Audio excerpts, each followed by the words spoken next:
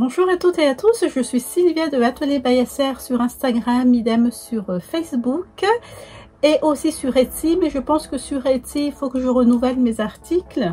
Ça fait un peu longtemps que j'y suis pas passée et il faut que je recommence tout parce que la date de parution de vente a expiré.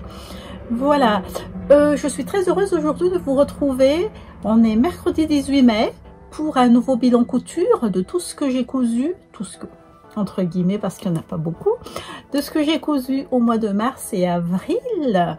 J'ai pas fait beaucoup de choses pendant ces 2 mois parce qu'il y a une cousette qui m'a vraiment enquiquinée parce que j'étais coincée, j'ai pas pu faire. Je vais vous expliquer ça tout à l'heure quand son tour viendra, mais ça m'a bloqué quand même pendant 1 mois. J'étais dépitée, j'ai cherché des solutions pour finir ma cousette, mais enfin j'ai fait ce que j'ai pas voulu faire, donc ça m'a fait perdre 1 mois presque pour tout ça.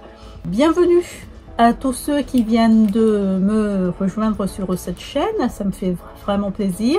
Et aussi un grand merci à tous ceux qui sont déjà là depuis quelques mois avec des commentaires sympathiques et les échanges chaleureux qu'il y a.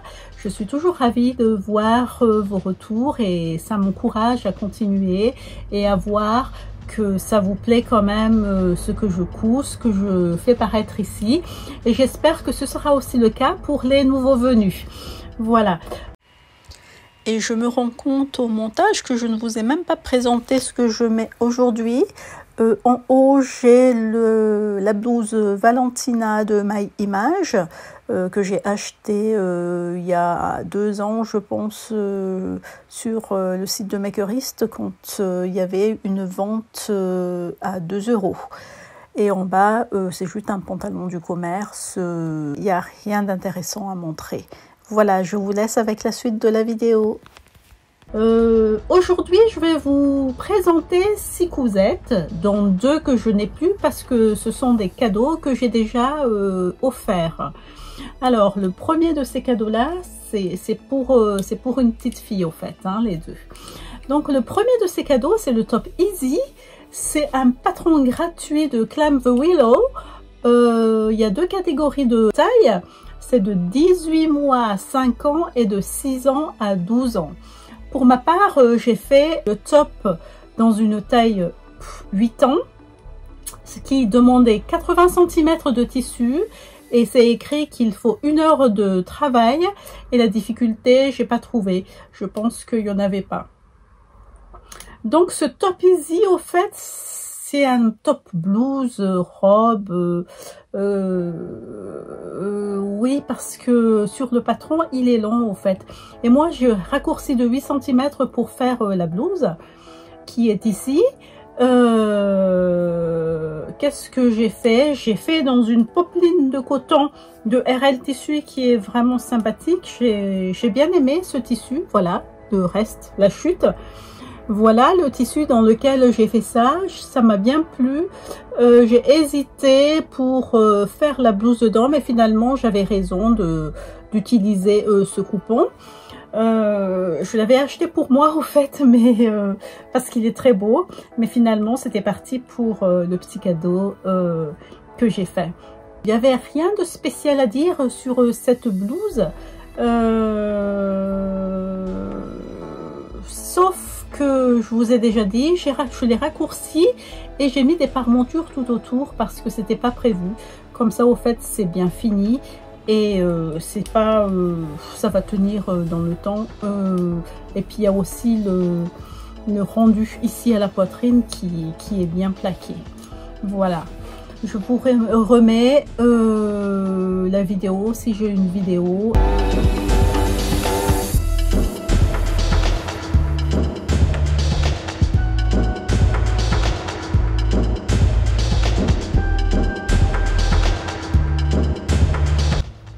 Pour la deuxième set que j'ai faite pour offrir, donc c'est la robe Cassie.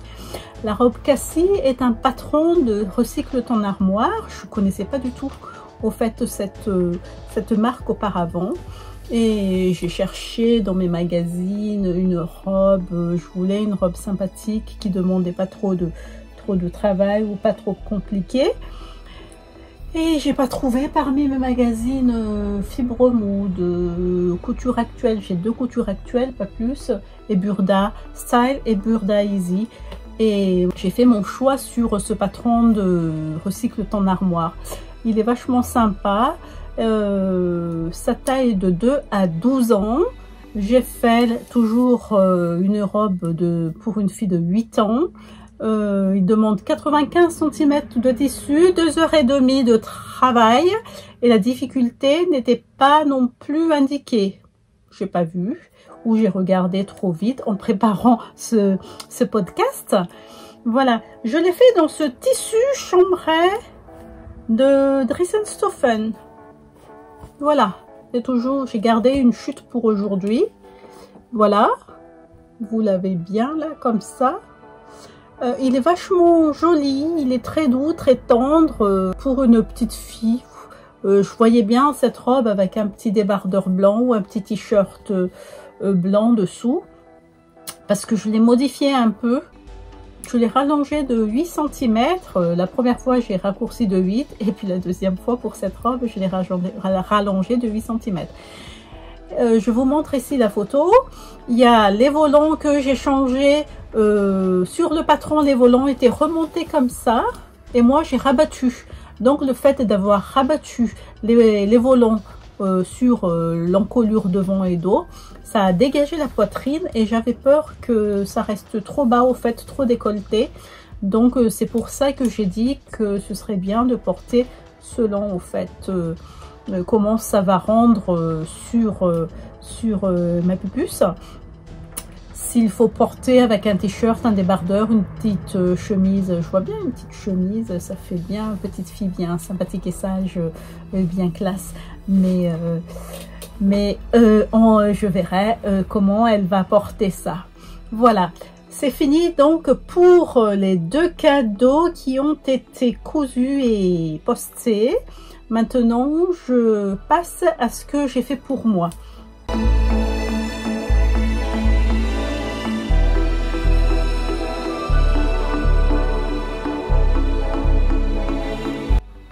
Donc, troisième réalisation, j'ai fait une grande jupe parce qu'on n'a jamais assez, n'est-ce pas, de grandes jupes longues pour l'été ou pour la mi-saison, pour le printemps, pour l'automne.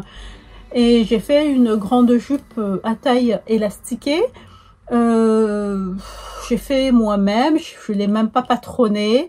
J'ai pris le tissu et excusez-moi, ça gratte, je suis très allergique et en ce moment c'est vraiment galère. Je ne peux même pas ouvrir les fenêtres. J'aère juste 10 minutes le matin partout dans la maison pour pouvoir vite fermer les fenêtres. Et après je rouvre vers 21 h. Et là, ça gratte beaucoup. Pourtant, je suis sous traitement. Bref, revenons à la jupe. Donc, c'était même pas un patron parce que je l'ai travaillé tout de suite sur le tissu. J'avais acheté 2 mètres de ce tissu. Il y a déjà longtemps, hein, il y a déjà presque un an. C'est une espèce de jersey coton. C'est tout à fait ça, jersey coton. C'est pas trop épais. Chez Dressenstoffen, dans ce... Voilà. Dans ce motif là, ça m'a pris à peu près 1 heure, moins d'1 heure pour la faire. Donc je vous montre. Voilà, vous voyez, quand je vous ai montré c'était un peu transparent, mais quand on met la peau là, voilà la lumière, toujours la même lumière que tout à l'heure, ça passe très bien, pas besoin de doubler. Donc voici la taille élastiquée. Elle est très longue. Voilà. Alors, je vais vous expliquer comment je l'ai fait. J'ai pris 2 mètres de tissu sur un côté, sur la longueur.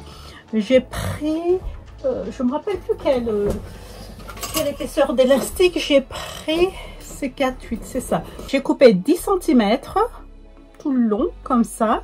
parce que j'ai une épaisseur d'élastique de 3 cm. Et après, sur le reste de mon tissu, j'ai pas coupé, hein, j'ai laissé le pont là sur toute la largeur et j'ai fait des plis. J'ai des plis plats, hop, hop, hop. Et j'ai regardé par rapport à ma taille. J'ai mesuré ma taille et j'ai multiplié par 1,8. Et c'était à peu près arrivé à cette largeur-là que je me suis arrêtée. J'ai tâtonné, je pense, 2-3 fois avant de tomber bien exactement à 1 ou 2 cm près, à 1,8, à ma taille fois 1,8 cm au fait. À ma taille fois 1,8, tout simplement. Donc du coup, quand j'étais tombée dessus, j'ai cousu la seule couture qu'il a fallu faire. Et puis après, j'ai pris la bande, j'ai plié en deux, j'ai mesuré bien sûr à la taille fois 1,8 et j'ai coupé. Après, j'ai monté ma ceinture, voilà, comme d'habitude. Alors, j'ai monté la ceinture endroit contre endroit comme ça, j'ai ramené, j'ai rabattu, hop, et après j'ai ressurjeté, hop, pour monter les deux. Après j'ai laissé un passage pour mon élastique et j'ai passé mon élastique. Et à la couture, sur un côté, parce qu'il n'y en a qu'un, par-dessus la couture, j'ai surpiqué pour que la ceinture, l'élastique ne vrille pas. Après, j'ai fait l'ourlet en double rentrée.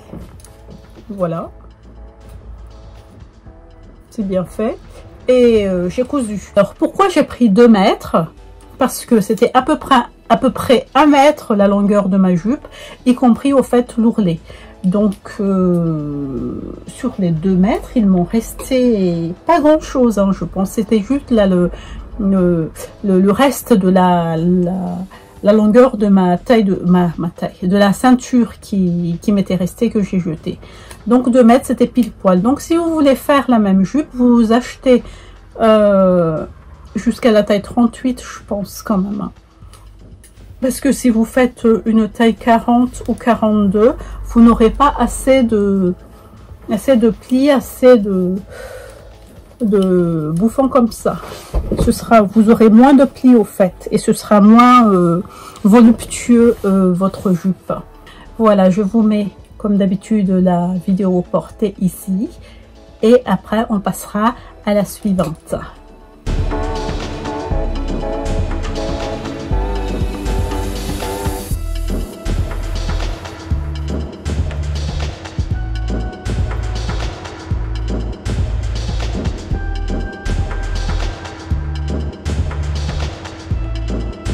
La suivante, l'année dernière ou l'année d'avant, il y a 1 an et demi je pense, quand c'était sorti la chemise au nez de fibre mood, je l'ai mise sur ma to-do list, et puis l'année dernière j'ai pas eu le temps, c'est toujours ça, hein, comme d'habitude, on met, et puis on n'a pas le temps, ou on change d'avis pour faire autre chose, ou parce qu'on n'est pas bien inspiré, ou qu'on n'était pas à 100% pour faire le projet, donc on change par un autre.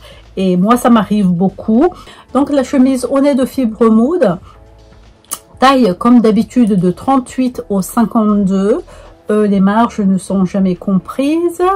Moi j'ai fait la taille 36, ça m'a demandé 1,35 m de tissu, et le temps de réalisation j'ai pas noté, et je l'ai fait dans ce tissu chambray brodé de Dressenstoffen.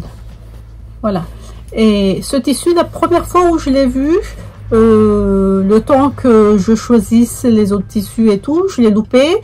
Et quand c'était remis une deuxième fois, bam, je l'ai commandé. Et puis j'ai bien fait, parce que là, il n'est plus disponible au fait. Que dire sur le patron? Le patron, c'est de difficulté 3 sur 5. Sur les photos que j'ai vues sur le site, cette chemise est quand même assez courte. Donc moi je l'ai rallongée de 7 cm. Donc j'ai rallongé bien sûr le dos, le devant, la patte de boutonnage qui fait un décroché comme ça. Je l'ai rallongé aussi.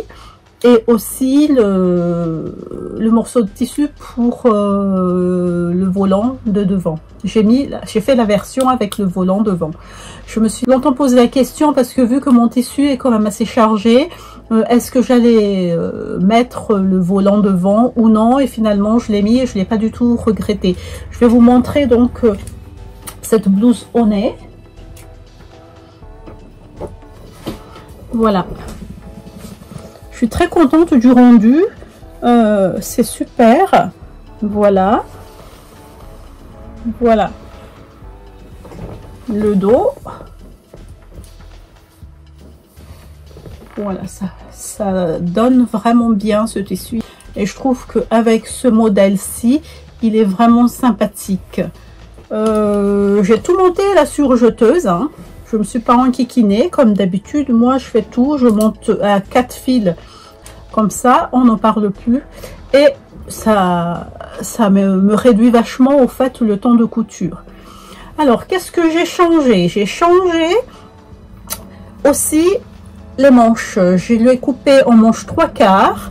Et au lieu de faire la fente indéchirable, moi, j'ai mis un bracelet de manches comme ça. Le bracelet de manches... j'ai coupé en 12, largeur 12, et puis pour avoir ce rendu de manche bas ici, le bas de manche bouffant ici, j'ai rajouté aussi de 6 cm le bas de des manches. Donc voilà, et je trouve que ça va. Voilà, si je mets comme ça, au fait c'est assez large et c'est vachement bien. Il n'y a rien de spécial à dire sur les finitions à l'intérieur, c'est comme d'habitude. Ici il n'y a pas de, je vais vous enlever le cintre. Il n'y a pas de finition en burrito, c'est tout simplement à la surjeteuse. Voilà. Et je suis bien contente d'avoir rallongé le bas, la longueur du chemisier, parce que comme ça je peux bien lever le bras, bien tranquillement, sereinement, pour ne pas montrer au fait le ventre. Et puis je peux mettre aussi facilement sous un pantalon, sous une jupe.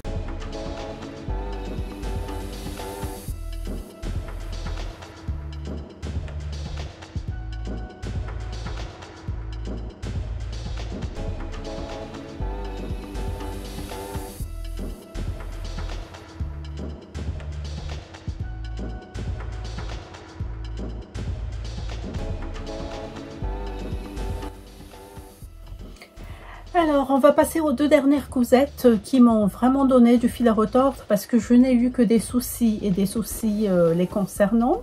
La première, c'est la robe Orchidée de Dirando. Ça fait quand même un petit bout de temps que je voulais faire cette robe. Cette robe, on a vu, revu et revu sur les réseaux sociaux.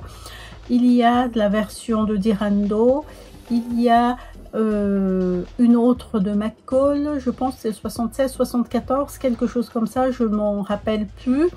Et dernièrement, j'ai vu aussi une autre marque de patron qui la propose. J'ai hésité entre la Dirando et la McCall parce que c'était presque pareil. Ce qui a fait pencher la balance chez Dirando, c'est parce qu'il n'y a pas de pan dans la jupe, parce que sur la version McCall, il y avait des pans.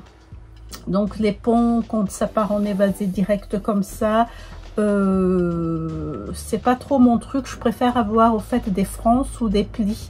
Et c'est ce qui m'a fait au fait choisir, qui m'a fait acheter le patron de la robe Orchidée. Donc la robe Orchidée, ça va de la taille en pochette 34 à 46 et en PDF, comme moi j'ai acheté, de la taille 34 à 52. La difficulté, c'est de 4 sur 5. Et elle est caractérisée par la ceinture qui part en remontant comme ça au milieu et ça redescend. Et ça continue tout droit derrière. Qu'est-ce que je pourrais vous dire aussi sur le patron? Voilà, pour le métrage.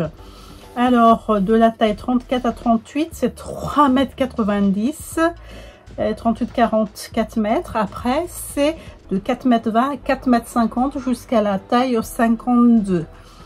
Moi, j'ai pris un tissu satin de chez Dressenstoffen. Pourquoi? Je vais vous dire pourquoi j'ai pas cousu par exemple l'année dernière cette robe, parce que j'ai pas trouvé le tissu qui m'aurait fait waouh pour cette robe. Donc j'ai cherché et puis quand on cherche on trouve hein, quand même à un moment.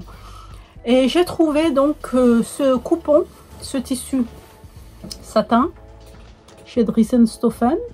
Voilà. Vous avez là, voilà, le truc, vous avez exactement là la couleur. Et dès que j'ai vu ça, je me suis dit, tiens, ça, ce serait bien pour la robe orchidée. Et j'ai pris, donc j'ai pris 2 mètres, contrairement à ce qui a été écrit sur le patron, parce que j'ai pas regardé le patron, j'ai vu juste comment à peu près était la robe. Et j'ouvre pas les patrons au fait pour regarder le métrage du tissu. C'est un tort je pense, parce que j'ai l'habitude, vu que je fais souvent la taille 36 ou 38 selon comment je veux que ça tombe sur moi, j'ai toujours l'habitude de prendre au fait le tissu par rapport au projet.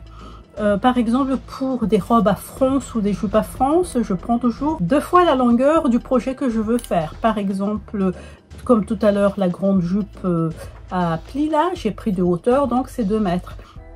Pour cette robe d'Irando, j'ai pris de hauteur aussi 2 mètres.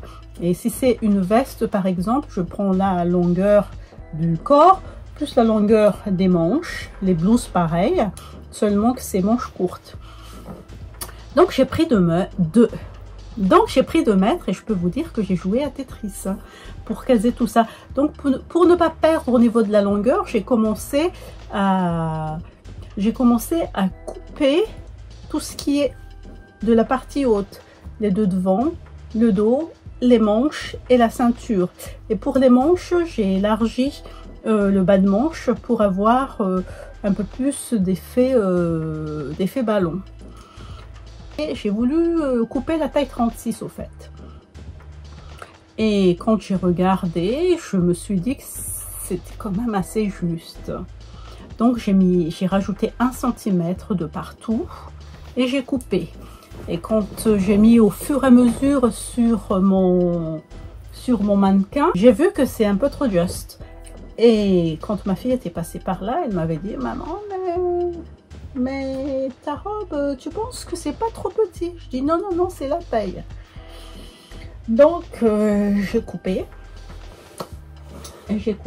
Et au fur et à mesure que j'ai mis sur mon mannequin, je me suis dit quand même, ça fermait pas la partie haute. Je n'ai pas encore coupé le bas, j'ai plus de placer les deux devant et le dos. C'était un peu juste quoi. Et ben, comme il me restait pas beaucoup de tissu et que je l'ai acheté il y a quand même plus d'1 an, je me suis dit, ben écoute, il faut que tu continues, tu vas pas gaspiller comme ça, tu vas pas laisser tomber comme ça pour après ne plus vouloir te remettre dessus. J'ai continué. Donc j'ai placé la jupe sur tout le reste de tissu. J'ai fait un peu en biais comme ça pour avoir un peu plus de longueur. Et la longueur, ça m'arrive mi-mollet, la version longue. Donc, je suis bien contente au niveau du métrage. Ça matchait bien. Donc, j'ai monté ma robe. Et puis, quand je l'ai terminée, j'ai posé entièrement sur mon mannequin. Ça ne fermait pas. Et puis, quand ma fille était passée à la maison, elle m'avait dit, mais maman, mais ta robe ne ferme pas. Je lui ai dit, ben non, sur le mannequin, puisque sur le mannequin en fait je suis à plus environ 1 cm au niveau de la tour de taille. Je préfère faire ça pour avoir au fait un peu de marge, parce que ça dépend quand on est dans sa période de gourmandise, on mange beaucoup et moi je suis quand même un peu gourmande, donc on fluctue quoi. Et je lui ai répondu, bah oui mais le mannequin il est très dur, moi mon ventre c'est légèrement mou, donc je peux serrer et je peux fermer. Et bah ma foi.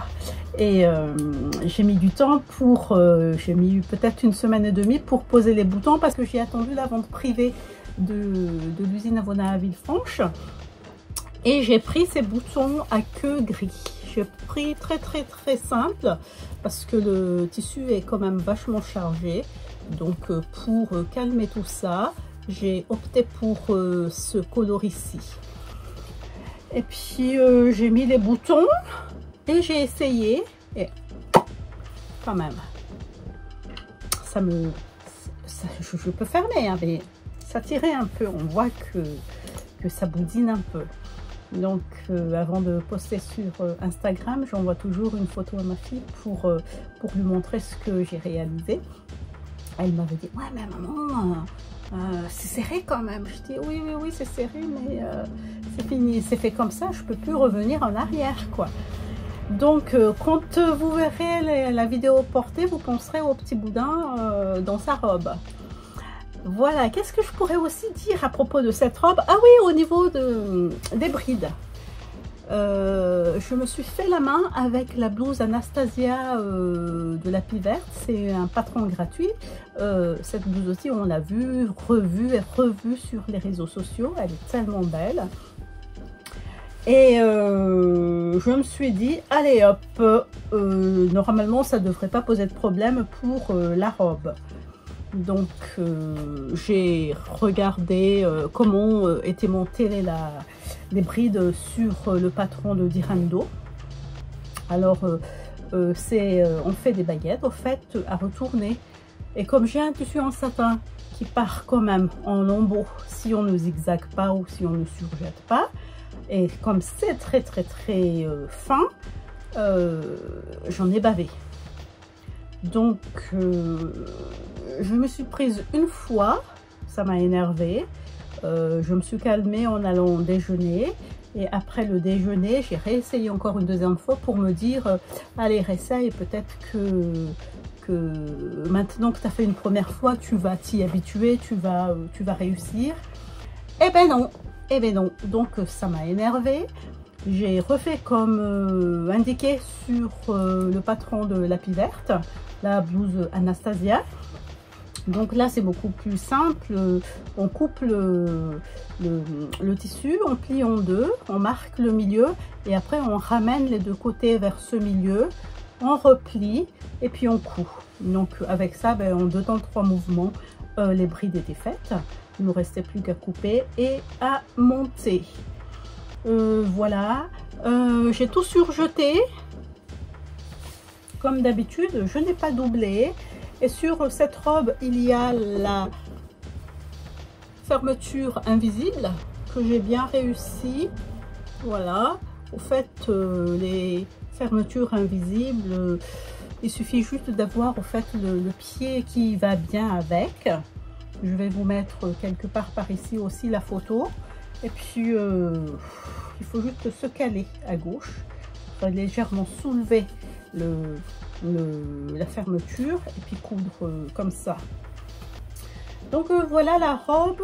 Au niveau des manches, je vous ai dit que j'ai élargi un peu le bas de manche pour avoir un peu plus d'effet ballon. Ça donne comme ça, j'aime bien. Et ce qui m'a énervé aussi, c'est l'aiguille. J'ai quand même utilisé l'aiguille Microtex, mais j'ai quand même abîmé là. Je ne sais pas si vous voyez. Si vous voyez un peu là. Il y a 3 traits là. Et en plus c'est devant. Ça m'a énervé. Mais tant pis, hein. On va mettre comme ça, je dis ça, mais il faut d'abord que je fasse des abdos. Il faut que je fasse des abdos pour rentrer dedans. Donc c'est pas cet été que je vais la mettre. Ce sera cet automne. Et tant pis, ce sera avec un petit gilet manche longue, légèrement plus long, ou aussi long que la robe. Et ce sera, je pense, ça fera l'affaire. De toutes les façons, je ne peux pas la mettre pendant les grosses chaleurs parce que c'est du satin. Et j'ai pas envie de trop suer ou d'avoir chaud dedans. Voilà pour cette petite jolie robe orchidée. Je sais pas si je vais me refaire une deuxième parce que c'est du taf quand même, hein, et l'histoire de la taille me chagrine quand même un peu. Si je refais une deuxième, si ça fait pareil, laisse tomber quoi. Mais je pense que j'ai dû me tromper en décalquant le patron parce que c'est pas possible que du 36 plus 1 cm, je ne rentre pas dedans parce qu'en général c'est un demi-centimètre pour changer la taille. C'est presque du 40 normalement que j'ai décalqué, donc c'est pas possible. Parce que je rentre quand même dans mes habits, dans mes pantalons et jupes 36. Hein. Je rentre mais plus comme avant quoi. Mais bon, on verra ça cet automne. Voilà, je vous laisse avec la vidéo portée.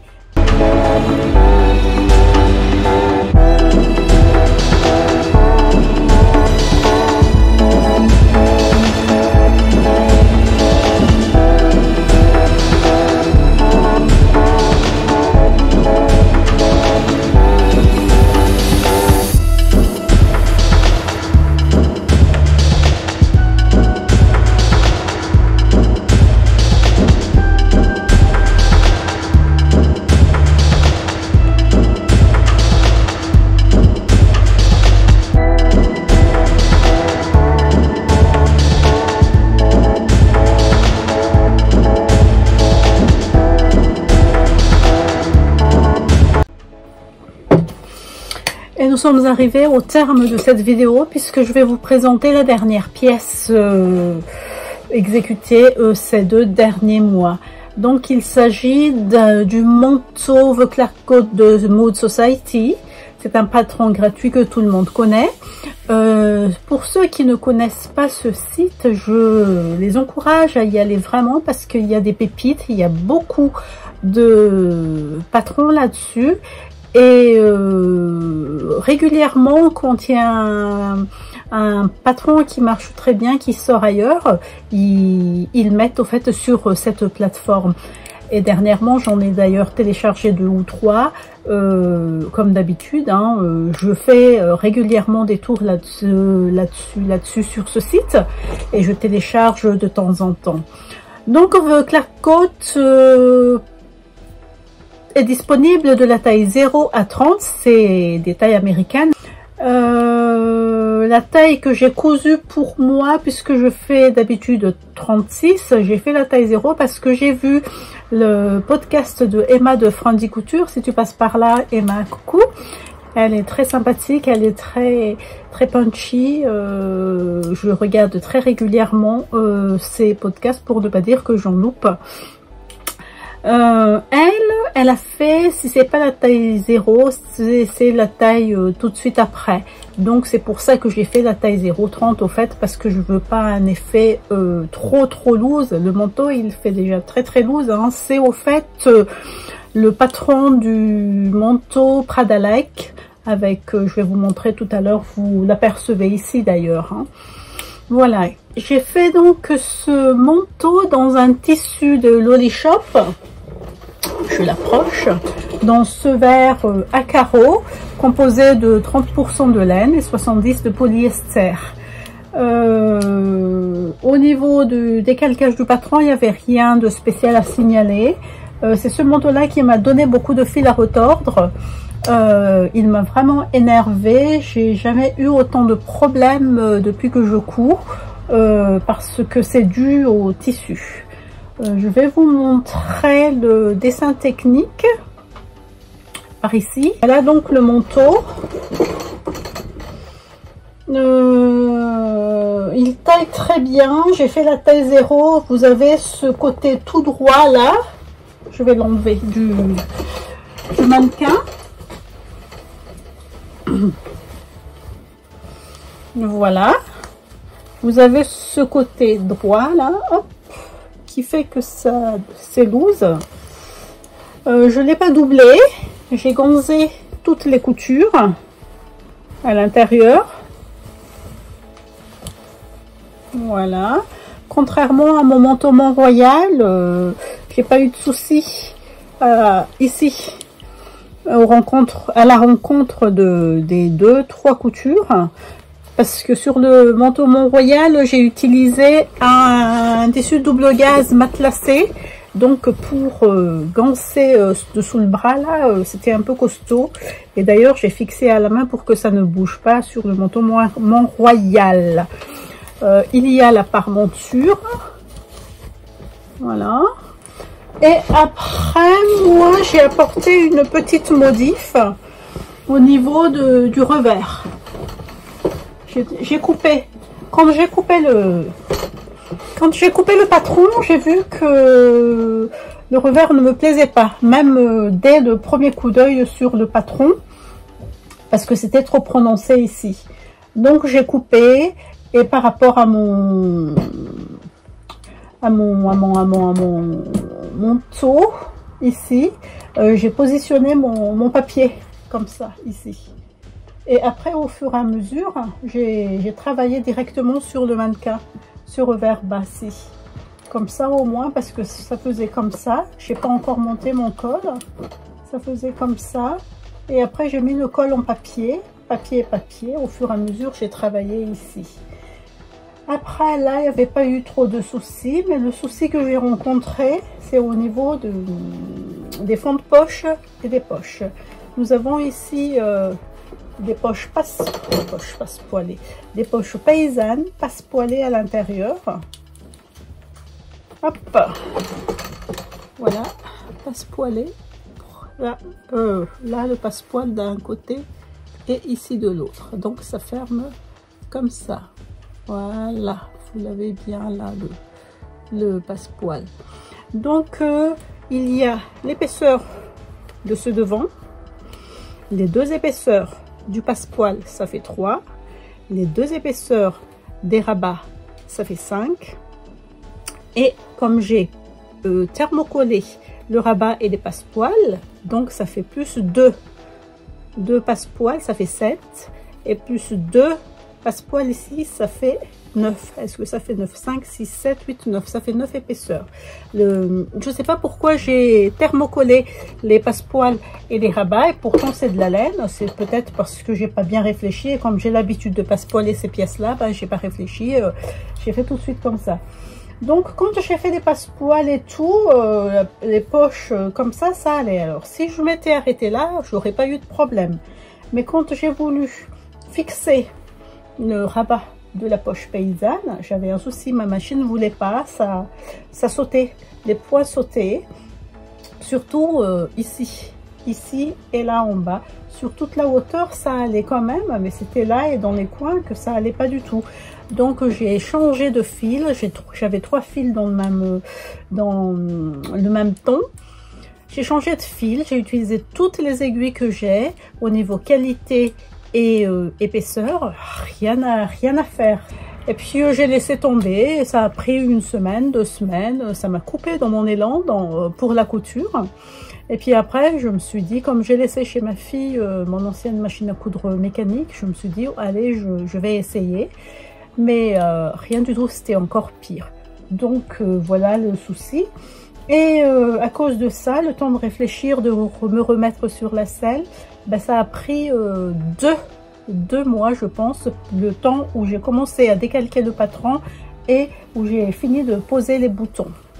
Alors pourquoi ça a pris autant de temps pour finir ce manteau? Parce que quand j'étais bloquée ici, j'avais encore au fait tout le côté qui était ouvert, parce que je pouvais pas fermer le fond de poche si j'avais pas posé ici, sinon j'aurais cousu le fond de poche avec. Donc ça m'a beaucoup démoralisée. Mais une fois que j'ai bien réfléchi, que j'ai avalé la pilule, je me suis reprise Et j'ai fait ce que j'avais pensé depuis le départ, c'est-à-dire la couture à la main. Il n'y a plus que ça, parce que je n'ai aucune connaissance aux alentours qu'il y a une piqueuse plate au fait. Donc j'étais bien obligée de faire à la main. Et j'ai attendu le bon moment, puisque il fallait que je sois bien en forme pour faire des points bien droits et bien réguliers. Donc je l'ai faite à la main, la couture. Je ne sais pas si vous voyez, parce que c'est presque du ton sur ton. Là par exemple, ici j'ai fait, vous voyez pas, hein, voilà. J'ai fait ici et là, et pareil en bas. Hop. On voit pas bien à la caméra, voilà. Donc une fois que j'avais fini la couture des deux rabats de poche ici, j'ai travaillé mon fond de poche avec la poche, et puis après j'ai fermé d'une seule traite sur le côté. Et puis après, bis repetita, j'avais le même problème ici. Ce qui est marrant, parce que c'est la fin au fait, ou le début aussi de la couture. J'ai rencontré le même problème, et pourtant ici, avec l'intersection des deux coutures là, j'avais pas eu de problème, mais c'était ici. Au départ, j'ai bien mis ma cale belle-mère en tissu, et j'ai aussi la cale comme sur les machines PFAF, mais rien à faire, ça voulait pas. J'ai mis du papier cuisson pour que ça puisse glisser, mais rien. Je pense que c'est le tissu au fait que la machine n'aime pas. Donc ben ici aussi j'ai fait à la main, et puis j'ai eu du pot parce que la couture quand même, là malgré les épaisseurs, les coutures ici quand même sont bien alignées. Donc ça c'est vraiment une chance. Et pourtant j'ai fait à la non, j'ai pas fait à la j'ai tout fait à la machine puisque j'avais gancé. Et pareil ici, ben, même travail. Voilà, après tout ça, une fois que c'est tout fait, j'ai mis du rouge à lèvres sur mon manteau. J'ai fixé ici la parmenture sur le fond de poche pour que le fond de poche ne se balade pas à gauche et à droite. Idem des deux côtés. Je n'ai pas fixé ici la parmenture puisque elle est thermocollée. Voilà, elle est thermocollée. Donc normalement je ne devrais pas rencontrer de soucis pour cette parmenture derrière. Qu'est-ce que je pourrais aussi vous dire au niveau des finitions? Bah, écoutez, je suis bien contente. Les carreaux sont bien alignés. Voilà. Que ce soit devant, sur le côté, idem dans le dos. Et pareil aussi sur le deuxième côté. Voilà. Donc ça, je fais attention à ça au fait quand j'ai assez de tissu, parce que le premier tissu à raccord que j'ai acheté, j'ai pas pensé à en prendre j'ai pris légèrement plus qu'il ne fallait, mais pas assez, et j'ai pas pu aligner les motifs. C'était dans un tissu jacquard pour une jupe boutonnée au fait devant. Donc j'étais obligée de faire avec, que ce soit au niveau des poches plaquées ou au niveau des coutures des deux côtés. Et c'était pas gai, mais bon, c'est métable, hein, mais c'est pas impeccable. Donc voilà ce que j'ai à dire sur ce manteau. J'ai gancé aussi l'ourlet ici, comme ça au fait. On verra rien, voilà. On verra pas beaucoup de choses. Quoique quand je dis ça, ça me rappelle qu'il y a une emmanchure que je n'ai pas gancée parce que j'avais plus le même tissu. Pourtant, j'en ai fait hein, du billet hein, ici. Mais comme c'est à l'intérieur, voilà. C'est cette emmanchure là que j'ai pas pu gancer parce qu'il m'en manquait. Sinon partout, bah, partout c'est bon. Donc voilà pour ce manteau que j'aime beaucoup, mais quand on veut quelque chose absolument, c'est là où ça merde au fait, hein, parce que je l'ai voulu ce manteau, hein, et j'ai attendu bien longtemps pour trouver le manteau, parce que j'ai voulu faire soit un manteau fuchsia, soit un manteau vert, mais j'ai déjà une doudoune fuchsia, et je ne mets pas tout le temps, puisque c'est pas la mode tout le temps. Alors si on met un manteau ou une doudoune fuchsia quand c'est pas la mode, ça fait quand même assez bizarre, quoi. Donc je me suis dit chiche du vert, et comme on a beaucoup vu cet hiver, cet automne et cet hiver des carreaux, je me suis dit allez, un tissu en laine vert à carreaux. Donc voici le manteau. Je vous mets la vidéo portée ici.